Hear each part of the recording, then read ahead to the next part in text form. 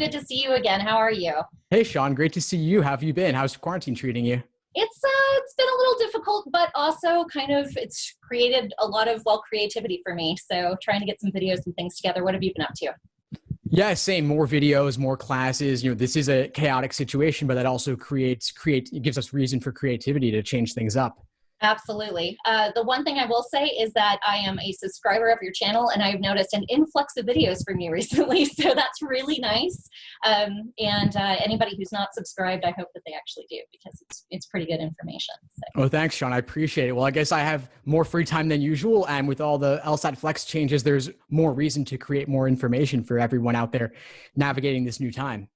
Definitely. I know that our law school for Texas Tech, or myself personally, I'm going to be trying to upload more videos to sort of explain the process for admissions and all of those great things. So kind of have to stay tuned for those and see how those come out.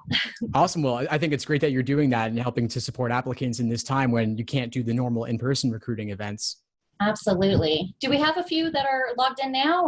Yeah. It looks like we got quite a few people in here already. So you might as well jump in.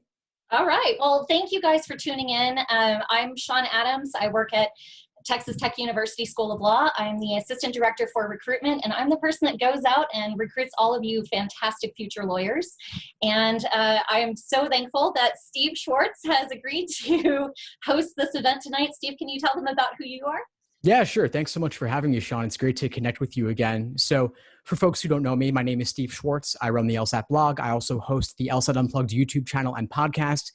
I've been teaching the LSAT since 2005, and I've seen a couple of changes over the years, but nothing nearly as big as what we're seeing now with the new online LSAT-Flex. I never thought I would see it in my lifetime potentially, but here we are. So lots of changes to navigate and figure out, but I'm glad to connect with everyone and discuss them all with you, Shawn. Absolutely. Let's just jump right into that, because I know there's a lot to cover.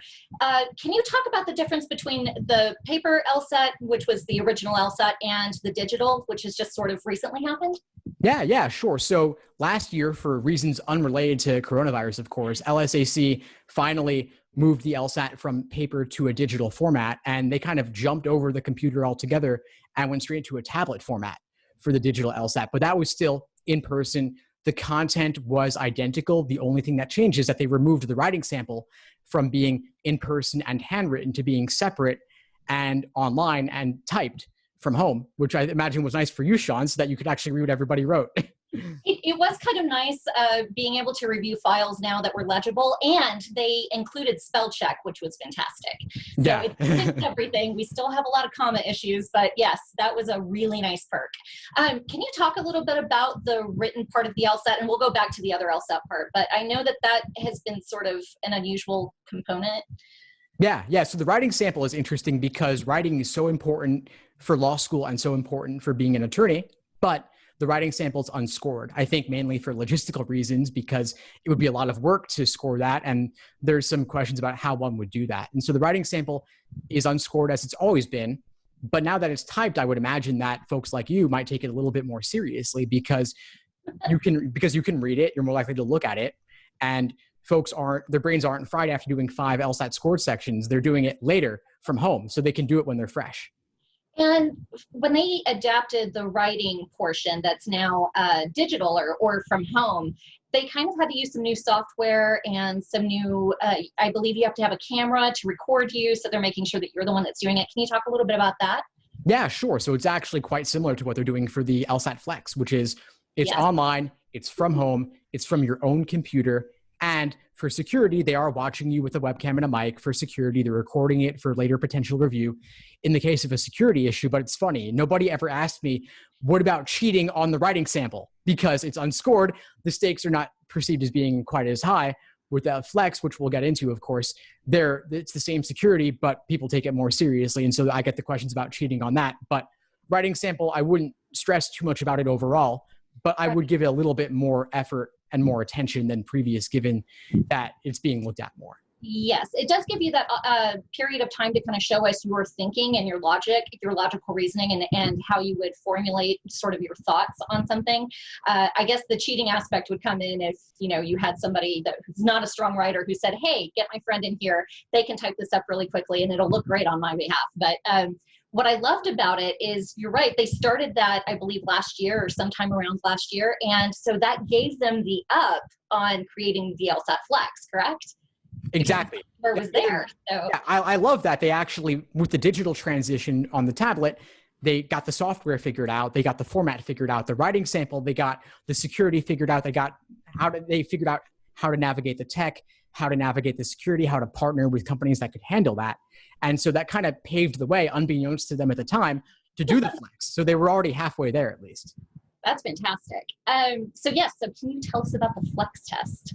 Yeah, sure. So the Flex, I never thought I'd see it again. It's remarkable how quickly LSAC has moved. So really kudos to them for bringing it up to speed. The Flex is the new online LSAT as a result of the fact that they cannot administer the LSAT in person due to social distancing and stay-at-home orders and such. It's online from home. The biggest change is that it's only 3 sections, not 5. So huge change in terms of the amount of time. You're done in 2 hours. How does that work? What 3 sections are there? Is it similar to the former test, or what do they do that's different? It's pretty similar. So you still have your logic games, your logical reasoning, and reading comprehension. There are no new question types, no new content. It's just the amount has changed. So it's only 1 section of games, 1 reasoning, 1 reading comp, whereas previously it was 2 sections of logical reasoning, as well as an unscored experimental section of any of the 3 types. Okay, so they no longer have the experimental section. Didn't they use that to create new LSATs for the future? They do. And so that's a problem in a way that they can't do that anymore. People ask me what's going to happen for the future. And I'd say, well, I don't see any reason to go back to in-person if they figured out the online, but that remains an open question. How would they test out the future questions if they can't administer them to the general population of test takers? And they've sold previous LSATs as like practice exams, correct? So it's not like you go back to the old ones and just kind of dig out some from the past. Is that kind of accurate? Yeah, so over the years, since 1991 up to nearly the present day, they were administering 4 LSATs a year. 3 of them were released and sold and available for future test takers to use for studying. They would keep 1 in the bank in reserve for cases where they would administer it overseas, for example, or for Sabbath observers, or in the case of inclement weather. And if COVID-19 had only existed for 1 month, they could have used one of those for that administration. Right. If they could have done it in person. For some reason, if they needed a unique situation like that, they could use the old form. But long term, that's a problem. They've only got so many in the bank. They've got to keep administering new exams, and they've got to keep creating new exams because they don't want people to run into the same questions multiple times. Okay. So do you think that they're just going to stick with Flex from now on, or are they going to offer maybe 3 different options, or can you take the paper anymore now that they have digital? Like, what sort of is the future for the LSAT? I'd be lying if I said I knew. I'd be playing the stock market. Yeah. But I would say that, again, if they could do it indefinitely in online, I think they would, just because of all the logistical things that resolves, like booking testing centers, hiring proctors, having enough test centers available. Sometimes test centers are booked up and folks have to travel long distances or just pull their hair out trying to book a time. And this removes all of that. It's the ultimate flexibility, no pun intended. Like, that really actually works out a lot of issues, but the experimental section still remains an open question how they would handle that. LSAC says they would like to do it in person in the future. Going forward, if they could, they've even talked about administering it in smaller groups with social distancing in order. They keep talking about that, but I've noticed them soften their language over time about doing it in person going forward. So we'll see what happens. Of course, May and June are LSAT-Flex. July is an open question, but I'd say it's pretty likely to be Flex. They'll have to figure out some things, but I do think that long-term Flex will remain. That's just my personal guess, though. Okay. I mean, that it sounds kind of fantastic for the students who aren't able to travel to all the different testing centers. Are they able to kind of take it at different times, or is there a set time where you have to go and be there, and this is like when you're taking the test? So they actually have a lot of flexibility. Again, it's kind of cool. With doing it online, they made it so that you can book anytime throughout the day from 9 a.m. Eastern until 7 p.m. Eastern. So that's a pretty wide range. If you're a morning person, you've got that. If you're an evening person, you can do that. You could do throughout the day. And then those are in 20-minute increments. So you could book 9:20 a.m. or you could book 1:20 p.m. or anything between that range of 9 to 7 Eastern time, which is great. And they've got proctors available remotely to monitor at any time within that range. As for the question of paper, that's only available outside North America, and it still is actually available outside North America. There's still the question about whether they'll administer it as a flex for those folks if their June LSAT is canceled internationally, which is scheduled for late June. I think it will be. I think they'll make it a flex because people all over the world have internet. That is an option. Okay. And then in rare cases in North America for accommodated test takers, they sometimes have the paper version, but pretty much everyone in North America is doing either digital tablet if COVID permits or online. Okay. We kind of touched on this briefly a little bit ago, talking about cheating on the LSAT. If we're going into this digital flex format where there's going to be cameras that are sort of watching you, and you talked about proctoring. How does that all work? Yeah, so they basically, like they did with the writing sample last year, they made it so that they're watching you from home, at your home with a webcam and mic. So they make you scan the room beforehand with the camera to make sure there's nobody else in the room, no testing security issues, like you don't have anything on your desk that you shouldn't. And they have that on you for the entire time. So the LSAT-Flex, 3 35-minute sections, back to back, no break, about 2 hours. The whole time, you cannot leave the view of the camera. You can't have anybody else entering the room. You're allowed to have your pets though, but you've got to stay in the field of view of the camera. And that's it. So you can't leave. You can't have books or other papers other than the scratch paper on your desk available to you. So I don't really see a massive issue with security. They also make sure that you close out all your programs. They have the ability to kind of screen share on your end so they could see everything you've got on your screen at the moment. And I don't even see how you would cheat anyway, because having books wouldn't really help you that much. Even if you did have a book in front of you, the test is so severely time constrained that Are you going to go look something up? What would you look up? There's nothing to memorize here. It's really a test of reasoning, and you don't know which questions are going to be on the exam, so you can't reason through them in advance.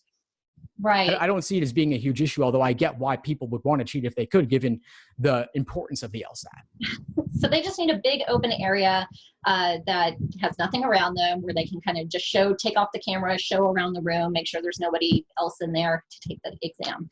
That's pretty cool. This is a very tough question, and it's okay if you don't have the answer to it, but it is a concern for some people.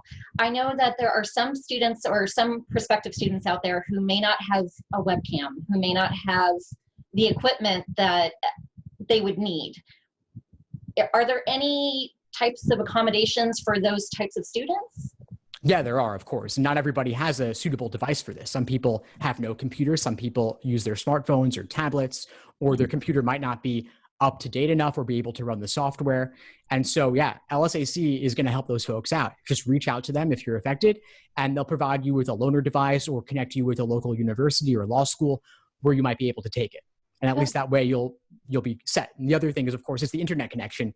Same deal. If your internet's shaky and unreliable, then I wouldn't count on it, because if it lags or breaks up too much, that could invalidate the exam, and that would be enormously stressful. So again, reach out to LSAC and they'll hook you up. They'll provide you with what you need, so you'll be able to do it.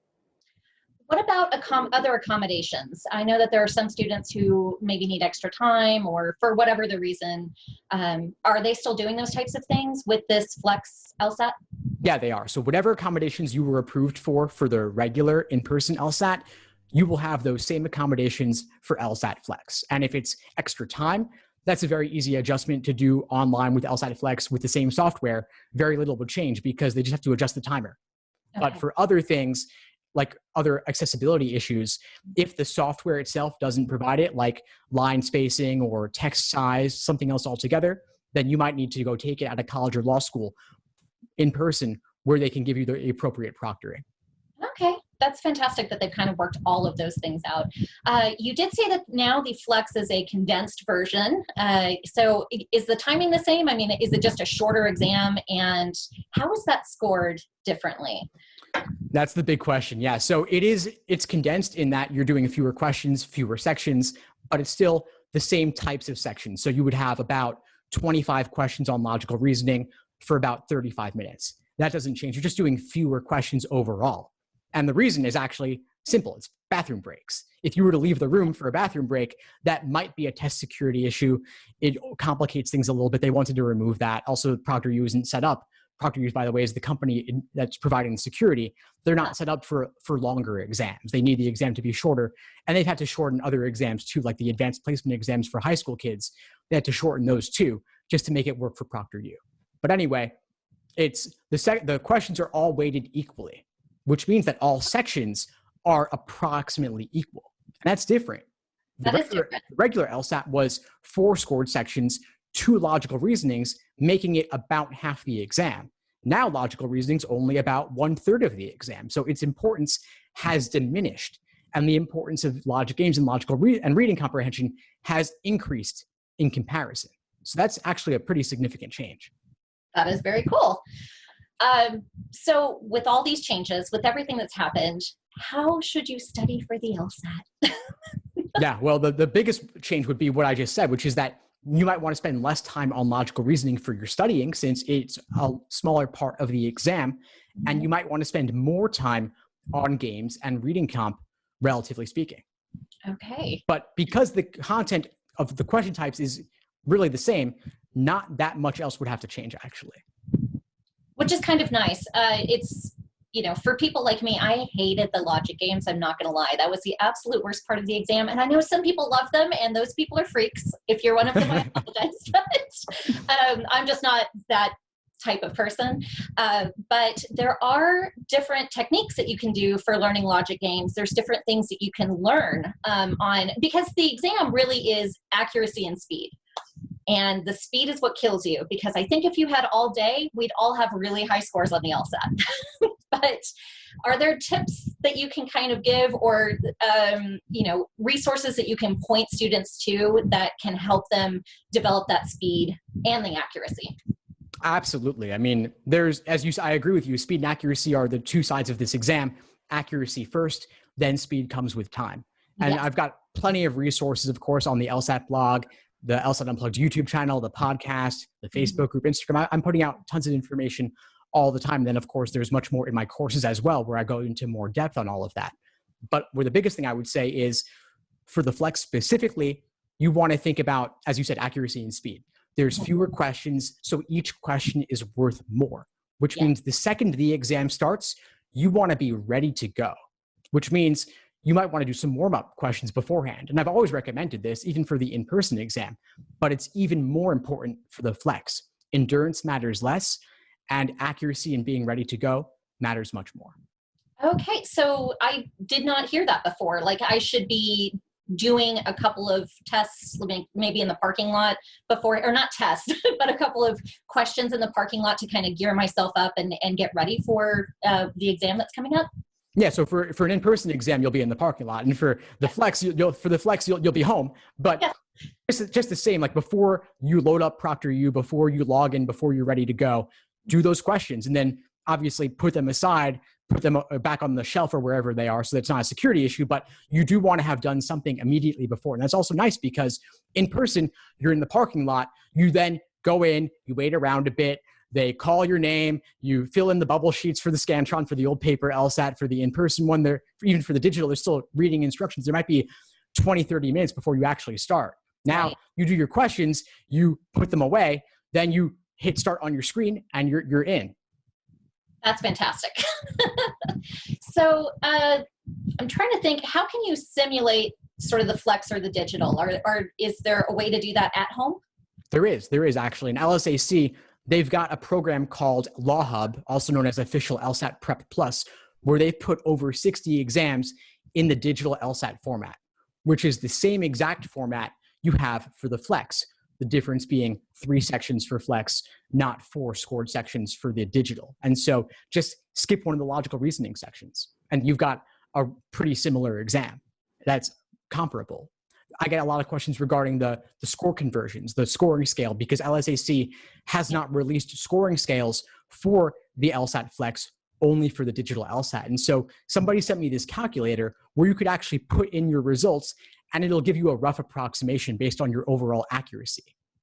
Oh, that's great. So Is that something you can find online? Yeah, I'll put that link in the chat just so that everybody can have access to it, because it's pretty useful. And I get this question so much, and I wish LSAC would give guidance on it, but I think that just for their and for their statistics and everything, they didn't want to release that because maybe it's too complicated, and they're very big on precision. And if they can't be precise enough, they'd rather just give no answer. But I know everybody has this question, and so just to give you a rough estimation, I think could be useful to get a sense of where do you stand. So I've put that in the chat, and folks can use that to get a rough idea. So for any of the people that are watching who are really unfamiliar with the LSAT, they're kind of just jumping into this, how would you recommend that they get started? Should they start with a timed test? Should they not time themselves the first, should they go through an entire exam at the very beginning, or should they start studying individual pieces? What are your recommendations there? Yeah, there's a lot of debate on this, and I'm actually in the minority on this one.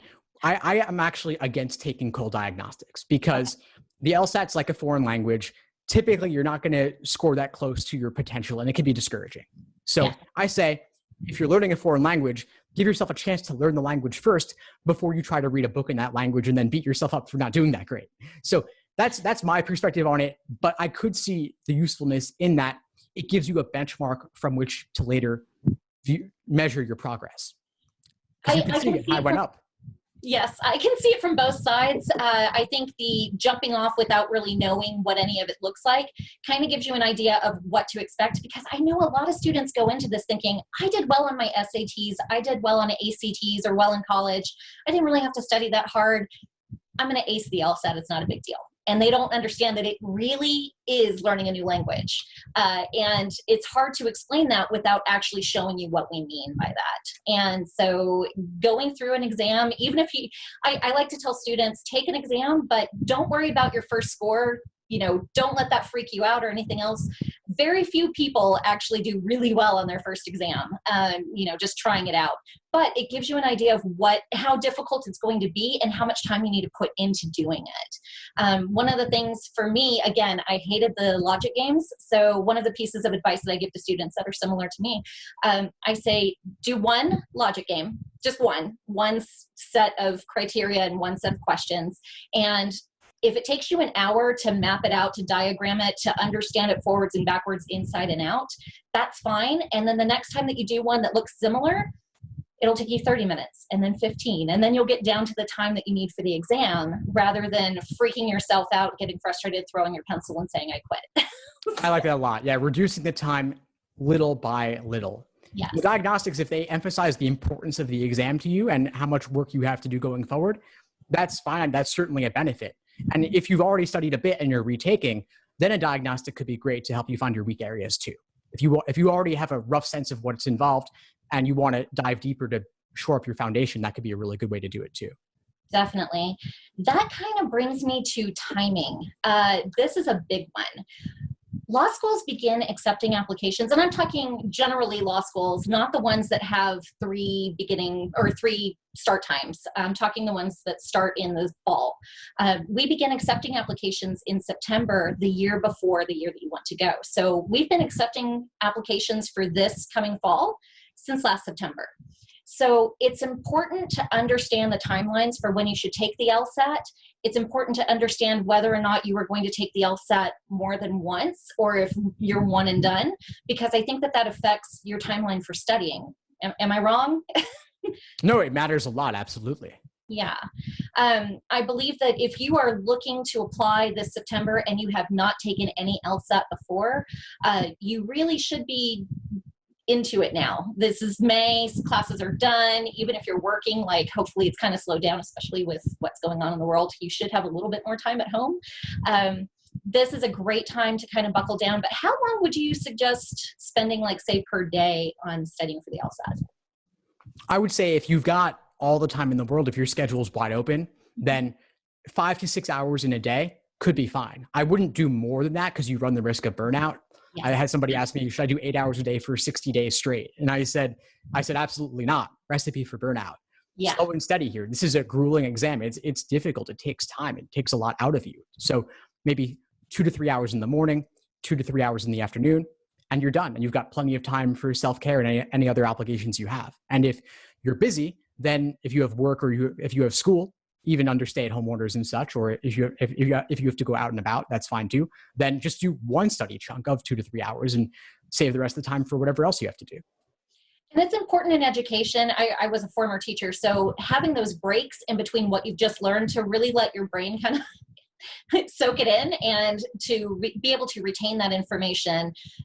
Doing large chunks at a time, you lose a lot of what you're trying to retain. Is that something that you kind of preach? Yeah, I would agree. Taking breaks is important. Even within the 2 to 3 hours, you Yes. could take breaks and have them scheduled. There's a great technique called the Pomodoro technique.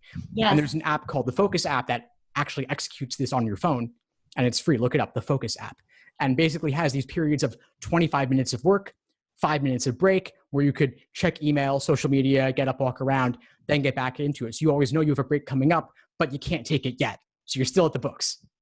That is a perfect method. It really is refreshing to have those little breaks, and you don't feel like you're working quite as hard, which is weird, but you actually are retaining more doing that. That's a fantastic way to go about that. How would you set up a study plan for, say, the Flex right now? Absolutely. And so this is really what I had in mind with regard to the topic for tonight a little bit, which was that a lot of folks don't know if they're going to be doing Flex or the digital tablet or overseas. They might be doing in person on paper. And the content of the exam has not changed. We've seen lots of changes over the years that have involved content changes, like dual comparative reading comp passages in 2007. We had rule substitution questions added in exam 57, which was in 2009. And so we've seen little changes here and there, little tweaks, but the content has largely remained the same. It still remains the same. So if you're doing Flex in May, about a week from now, or you're doing the June Flex or July, you don't even know what it's going to be, the content will remain the same. So we have these stages. You talked about accuracy and speed, Shawn, and that's absolutely right. It's accuracy followed by speed. So untimed work followed by timed work. Okay. So that's how I would simply break it up. In more depth, though, there's what I call the LASER approach to studying. And LASER is an acronym standing for learning, accuracy, sections, exams, and review. So learning is theory, accuracy is individual questions by type, S is timed sections, E is full-length exams, R is review. All that changes. Yeah, LASER. As an educator, yeah, maybe you could appreciate that. So LASER is the acronym for that. E is for exams. That's the part that I would tweak, because Flex is 3 sections, in-person, digital or paper is 5 sections. So for Flex, if you know you're doing Flex in a week from now or in June, do 3 section exams. If it's an open question, do some 3 sections, others 5 sections to simulate. And the nice thing is the in-person is 3 sections followed by a break, then 2 more. So your results from the first 3 sections are your Flex score. You continue on after the break, that's your in-person score with 5 sections. That's all that has to change, really, other than simulating the test itself, like doing the format of computer versus tablet or paper. That's great. I know that for our law school specifically, for Texas Tech School of Law, and I know that there are many others across the country, if you take the LSAT more than once, we are going to take your top score, but we can see all of the other scores. We can also see if you canceled your score, so you took the exam and you canceled the score, or if you were absent on the day of the test. Now that's different than if you signed up for the test and then you changed the date or something like that. If you let them know ahead of time that you weren't coming, but if you don't show up on the day of your exam and you were scheduled to be there and didn't tell anybody that you weren't coming, then that will show up as an absent. So we can see all of those. We can see how many times you've taken them. Again, we're gonna take your top score. So we can see if you're actually going up, if you're improving, which is fantastic. We can see if you kind of plateaued and kind of found your wheelhouse, or if you've actually declined.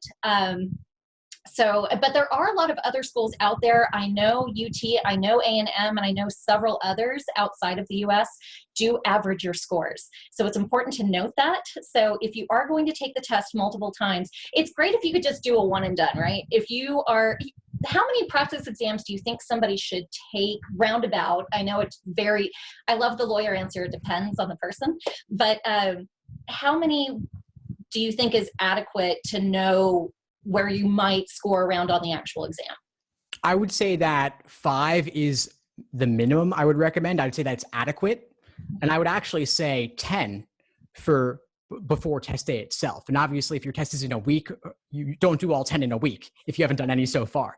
But 10 would be ideal. And if you're taking it in June, you could do about 2 per week between now and then, especially with Flex, 3-section exams. It's easier to do 3-section exams than it is to do 5-section exams. So you could theoretically do more 3-section exams, but ideally 10. And that's interesting that you say a couple of Texas schools average, because the vast majority of schools, my understanding is that they do not average, the vast majority in general in the US. And the report that we are sent from the LSAC does have the average score along with all of your scores. So it will show your top and then it will show your average. So depending on the school, it's just one of those policies you should know when you're applying to law school. There's a lot of different policies. You're going to have to do different things for personal statements for different schools, letters of recommendation, all of the different parts of the admissions process. But as far as the LSAT is concerned, know the policy of the schools that you're applying to.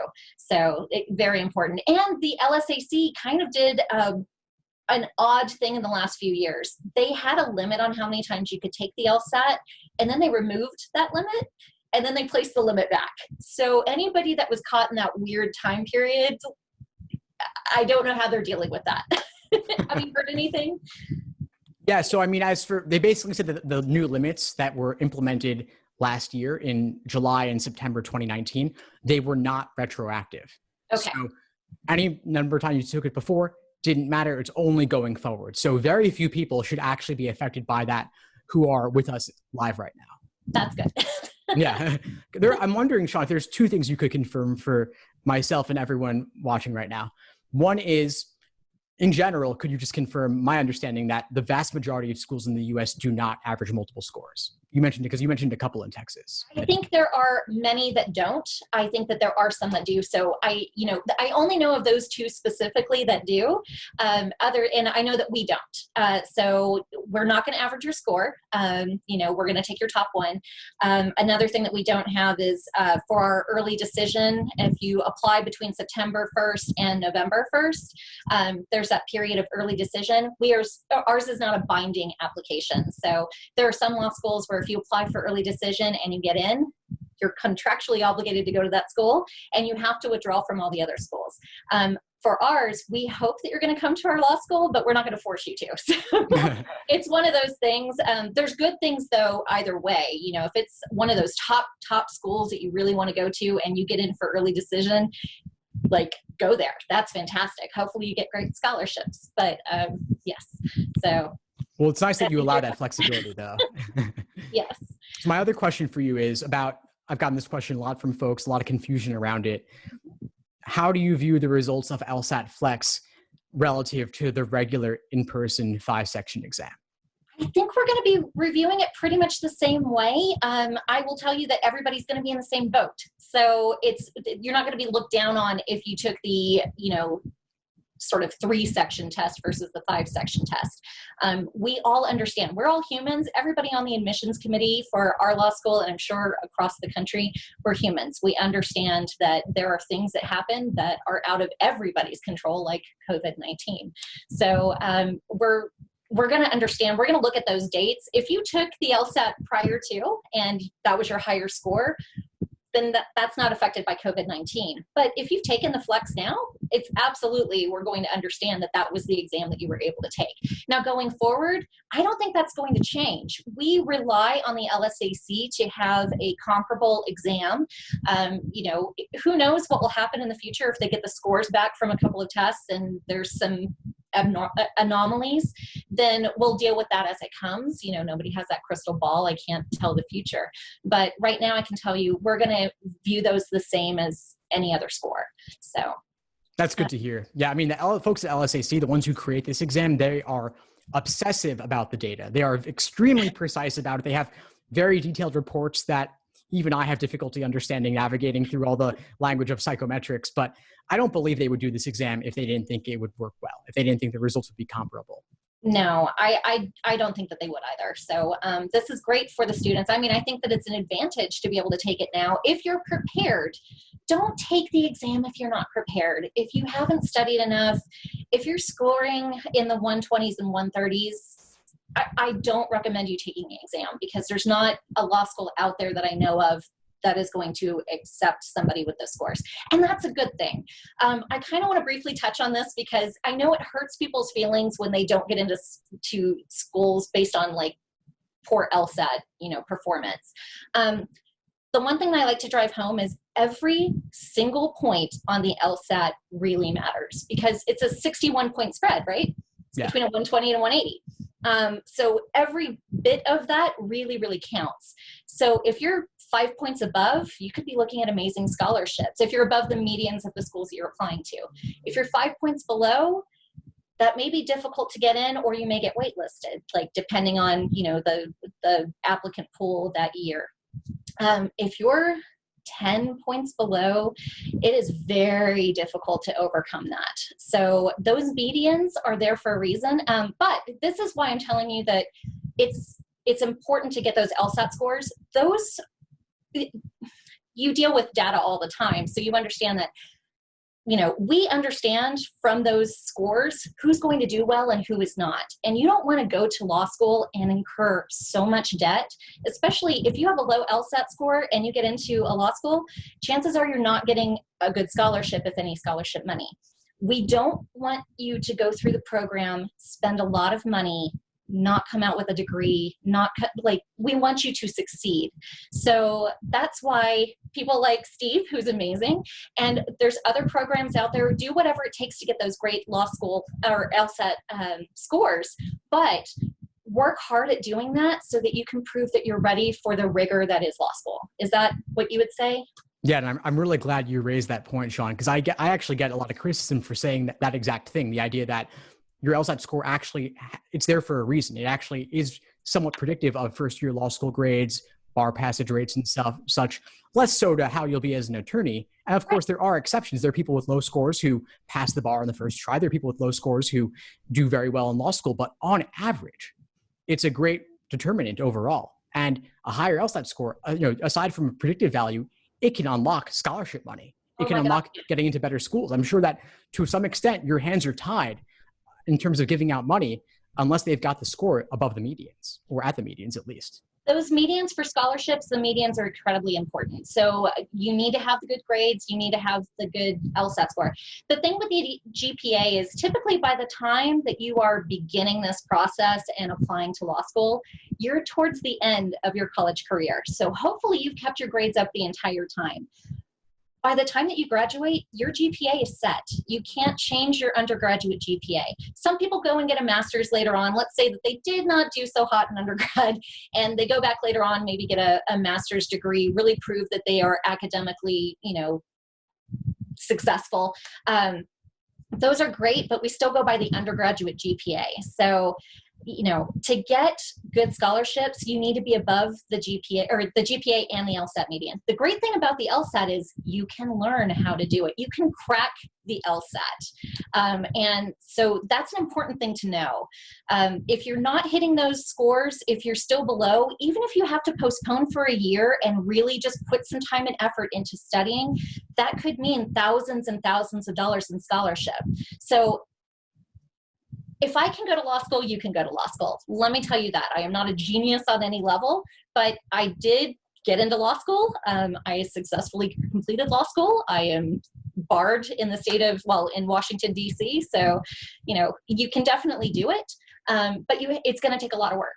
So I kind of went on a rant there. No, I couldn't agree more. I'm just dumbstruck by the fact that I couldn't have said that better myself. I love what you said there. I couldn't agree more. Now, one of the questions that we've been getting quite a bit regarding grades is there has been a change to a lot of the grading systems due to COVID-19. For this spring, a lot of the universities throughout the entire United States, including Texas Tech, moved to either a different type of grading system. So Texas Tech specifically went to credit, no credit, or you could keep your grade. So they're allowing you to see what your grades are. And if you like it, you can keep the grade, the letter grade. And if you passed, but you didn't like your grade, you can get credit. If you did not pass, then that's going to be a no credit. a no credit. So the LSAC has on their website, you can Google, let's see, what did I Google over here? Something about the LSAC transcript notation and then COVID-19. Like if you put all those words in, you're going to come up with the LSAC webpage for this. They discuss how those notations will be placed onto your transcript.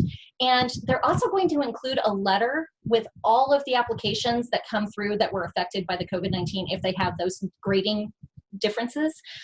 We're going to receive a letter in your file that says this student was affected by COVID-19. This has a few different things. If it's a no credit class, that will count as an F. So that will hit your GPA. If it's counted as a credit, it will not affect your GPA. So it won't go higher, it won't go lower. So anybody who's trying to raise their GPA, if it's a pass-fail or a credit, no credit class, those will not affect the GPA. It will just show that you passed the class. So people are asking us, how are you going to look at those classes? You know, how does that affect us? Because believe it or not, I look at every single class on your transcript and I see how you did. So of course, again, we're human. So we're going to be looking at those holistically and we're going to say, hey, they passed their classes. If you passed, that's great. If you have a letter grade, that's great. Hopefully it made you go up a little bit. But if your GPA stayed the same, we understand this was kind of a weird transition period. If you did get an F though, that is it's gonna show as a fail. So just letting you know how that kind of affects you. That's a big question. I'm glad you walked everyone through that. One question I have for you as a follow-up, and you may or may not have the answer to this because it's too early, but the summer. What about summer classes that are starting within the next month? I believe most of the schools are probably going to stick with the same thing. Again, this is going to vary by school. So you may have a university that's sticking with their letter grades no matter what. But I think even in the summer classes, I think they're still going to be doing pass, fail, credit, no credit, something like that. So it's just something to keep in mind. You know, if anybody was hoping, if they were on the cusp of having like a good GPA, but could have gone the bad GPA route, you know, having a pass-fail class or a credit, no credit class may not affect your GPA at all, or it could go down again if you don't pass the class. So just kind of keeping those things in mind. But I think they're going to continue those over the summer as well. Some people might even be continuing it into the fall. Just depends on whether the classes are going to be in person or not. You know.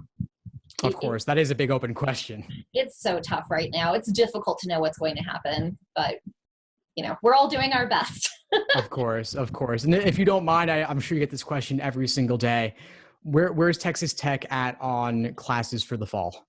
So right now, they're planning on having in-person classes. That is what our president of our university, President Skobanek, has gone on and said, that we are planning on having in-person classes. Of course, nobody knows that that is 100% going to happen. If there's a new spike, if there's an increase in COVID-19, you know, they may do hybrid classes. We just don't know what it's going to look like. We'll have to take a look at our classrooms and what we can accommodate as far as spacing. We'll have to, you know, there's people talking about taking temperatures, going in and out of the building. Nobody knows what this is going to look like at all. But for right now, the plan is to be back in the school. You know, so we'll keep people updated. It will be on our website, I promise you. But yeah, we don't know. Of course, fingers crossed that it could work. Fingers crossed. Yes, I would love to see the students back in the school, you know, but safety is everybody's main concern. So if nothing else, we will still continue those face-to-face classes, but, you know, on Zoom or Blackboard or what the other, you know, online options are. It's nice to be able to see each other. By the way, if any of you are still in classes, taking summer classes, and you're doing these types of things, mute yourself. It's very important. There's nothing like having 20 people on a Zoom meeting and somebody's just, yeah. It only takes one. This is not on the topic of LSAT at all, and I'm very sorry, but I just want to take this opportunity to remind people, any of you who are communicating with admissions professionals, anybody at all that you communicate with, be sure that you're being professional about it. Be sure that you're sending, you know, greetings, saying your name, ending with, sincerely or best regards or whatever it is that you want to put there. But be polite to everybody because, we're all having a tough time right now. And it's just very important. Oh, wait list. Can I talk about wait list for a moment? Absolutely. Go right ahead.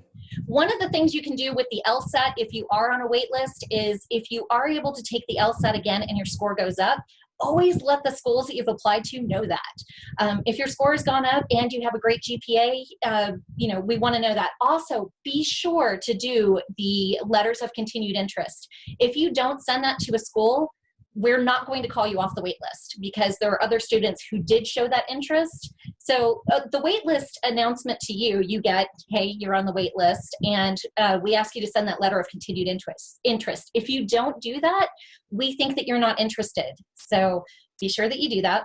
If your LSAT goes up, if your GPA goes up, go ahead and let the schools know that.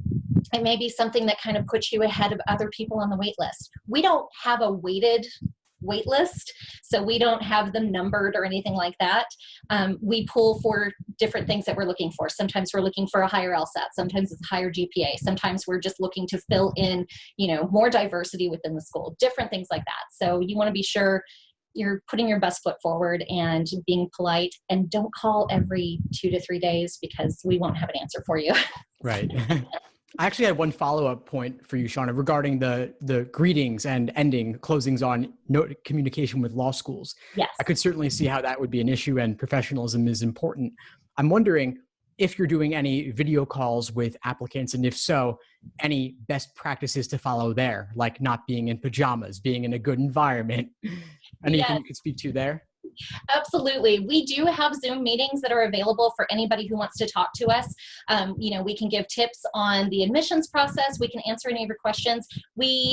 In the spring, before all the finals were hitting, we actually had some students that were holding Zoom hours as well. So we're not sure what that's going to look like in the future, but we're definitely holding those types of things. Yes, you do not have to wear a suit unless you want to. If you want to suit up, you go ahead, but we're not going to be suited up. So don't worry about that. You do want to be in a somewhat quiet environment. I know that you can Skype or Zoom from your phone. So even if it just means going out and sitting in your car or someplace else, if you've got a lot of family going on in the background or roommates making lots of noise, go ahead and find a quiet place to sit down with us so we can really, speak with complete focus. And be polite. Don't talk over anything that I'm answering. Don't say things like, let's say that you got on a wait list or something like that, and don't call up to complain. Don't say things like, well, this is your loss, or I didn't want to go there anyway, because there may be a change, and maybe in the future you really do want to go here, and you don't want to leave us with that kind of feeling. But yes, professionalism, just be nice.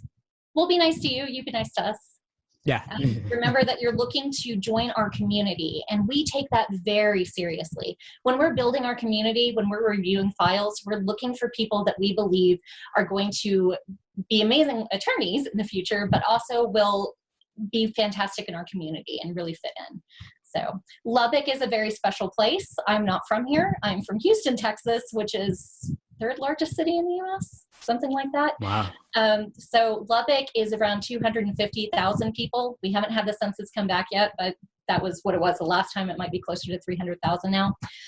Big college town, and just a really nice community to live in. People are very friendly, so that's kind of what we're looking for. So. Cool. Well, this has been a lot of fun. I'm wondering of any last questions we could address from the chat, or anything, other topics we should cover before wrapping up. Are there any questions? I think we've covered a couple of them already just over the course of our conversation, but we have one more here from Sebastian. Okay. Asking about when to start studying for the LSAT and applying to law school while going through the LSAT process. Yes. So as far as studying for the LSAT, you really need to begin at least a few months ahead of time. I would say 2 to 3 months. Some people start in the summer before they're actually applying. really it's whenever you have the time to really focus on it. I'll let Steve answer that in just a moment, but I will say, as far as your application is concerned, you can have your transcripts sent to everything that you're going to do to apply to law school will happen through your LSAC account. So start an lsac.org account. That's your first thing. Create a username and a password. Have your transcripts sent there. You can have your letters of recommendation sent there. Start writing your personal statements. You can do all of those things, get your resume ready while you're studying for the LSAT. So you can actually apply to the law schools that you want to, and they will just wait until you have an LSAT score. That gets everything else off of your plate, so your entire focus is on the LSAT, and it doesn't waste any of your time where some people are waiting for that score to come back to decide if they're going to do the application. You've lost a lot of time there. So what would you say? Yeah, sure. No, I think you made all great points as well. I would say at least a few months. Some folks will try to do the LSAT in 2 to 3 months, and you could theoretically do that. But if you want to reach your true full potential, I would say actually closer to 5 to 6 months, which is a long time to devote to this exam, but it's a lot more than most bargain for initially. And so if you want that top score, if you want to reach your fullest potential, it's worth putting in the time. And that means starting a bit earlier than you otherwise might have, but it's what you need to do if you want the top score. Do you mind if I ask what your top score was, Steve? Sure. So I ended up getting a 175. Which is pretty phenomenal. That gets you into any law school in the nation. But was that where you started? No. I started in the low 150s. Okay. And how long did it take you to get there? A year. It took me a very long time. I'm not saying anybody else should spend a full year on this. I certainly wish I hadn't had to. And if I had studied the right way, rather than just doing exam after exam, it might have taken me significantly less time than that. So, but a 175 and hopefully a good GPA will get you a full scholarship to just about any law school in the country. So definitely worth that year that you invested, and you can show people how to do this, correct? Correct, I can, actually. As a matter of fact, it's what I do. LSAT Unplugged, definitely check that out. Yes, thank you for that. We had one more. We have to wrap. Actually, I have to wrap up in a few at least. But somebody asked about the name of the website with the digital LSAT practice test, and that is Official LSAT Prep Plus, also known as Law Hub, and it's available inside your LSAC account. Let's see other questions here. We'll just take one or two more before wrapping up. How about, here's one for you, Shawn, about undergrad, coming straight from undergrad versus having work experience first. Which is better, pros and cons? I don't know that one is better than the other. I think that if you're coming straight from college, you kind of already have that college mentality where you're already knowing you can do your homework, like you've kind of gotten into that groove. I was very non-traditional. I went in my 30s to law school, so I came from teaching. So that was very different for me. I don't think it was strange. I went to Texas Tech School of Law, and there were a lot of people that were older. Most people are younger coming straight out of college, but there were definitely some non-traditional students. So I didn't feel like I was kind of, weird or anything, but I did have to find my groove again for finding, ways to study and all of that I had kind of lost along the way over the years of working. So it just kind of depends on you. I think the right time to go to law school is when you have the financial, the time to do it, everything has to fall into place, and you have to be 100% focused. You're not going to be working during law school, so you have to have that structure in place to support yourself while you're going. I took out loans. Had I gotten a 175, I would have gotten to go to law school for free. So, just kind of depends on where you are. Yeah, one idea that comes to mind actually is that the LSAT prep process can be a way for you to get back into the study groove if you've been out of it for a while. So hitting the books, and obviously outlining in law school is different from taking practice tests, but still it's carving out the time, especially given other obligations like family or like work, to see, can you really buckle down and devote the time to this that is necessary? It's taxing. Yes. Well, before we wrap up, do you want to just share, Shawn, best way for folks to get in touch with you with follow-ups? I know we weren't able to get to all the questions in the chat, but maybe they can reach out to you or others in the office. Absolutely. If you want to contact me directly, my email is shawn.adams, which is SHAWN.ADAMS @ttu.edu. And if you want to just generally contact us at admissions, it's admissions.law@ttu.edu. You can also find us on the web. So just Google Texas Tech School of Law. You'll find us. We have an admissions page that has fantastic videos. There's one that has a tour of the law school that we were able to take before all this happened. So lots of great information on there. Please reach out. I'm always happy to answer any questions. Fantastic. And folks can also feel free to reach out to me directly, Steve Schwartz over at the LSAT blog, the LSAT Unplugged YouTube channel and podcast. You probably all got an email from me just organizing this event. And so feel free to just hit reply and reach out. I'm happy to help. Excellent. Thanks for this, Shawn. So much, Steve. This was fantastic. We really all appreciate it. Thanks for a great discussion. I really appreciate it as well. Have a good night, everyone. Thanks for the great questions. Stay safe and be in touch. Bye, guys. Bye all. Thanks for tuning into the show. Please subscribe if you haven't done so already to be notified of new episodes as I release them. And feel free to reach out if you need anything at all as you move forward with your prep. I'm happy to help however I can. In the meantime, I'll wish you all the best and take care.